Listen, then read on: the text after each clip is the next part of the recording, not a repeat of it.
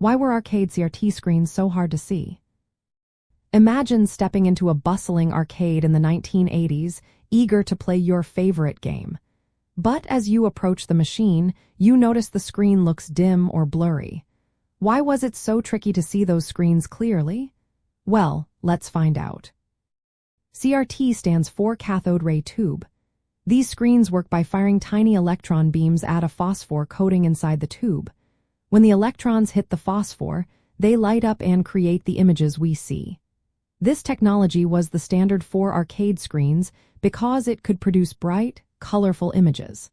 But it also had some quirks that made viewing difficult at times. One big issue was brightness and contrast. Arcade owners often struggled to set the screens just right.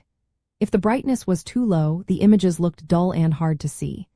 If it was too high, the picture could become washed out or cause a strain.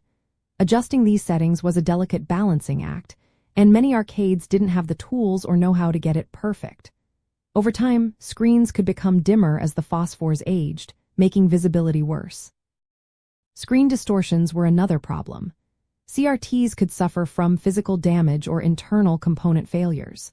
For example, the horizontal output transistor, which controls the width of the electron beam, could fail. When that happened, the image might stretch, warp, or develop lines. These issues made the game harder to see clearly and often required technical repairs that could take time and money. Magnetic interference also played a role. CRTs use powerful magnets to steer the electron beams. External sources like speakers, metal objects, or even nearby arcade machines could cause magnetic fields to distort the image. This would result in color discoloration or wavy lines across the screen. To fix this, technicians used a process called degaussing, which temporarily reduces magnetic interference but didn't always solve the problem permanently. Another challenge was screen burn-in. If a game displayed the same image for hours on end, a faint shadow or ghost image could remain. This was especially common in arcades, where players often left their favorite game running for long periods.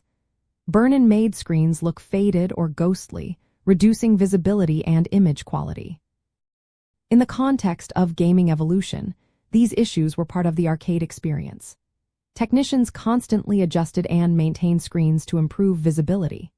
Despite these hurdles, the vibrant colors and immersive feel of CRT screens kept players coming back.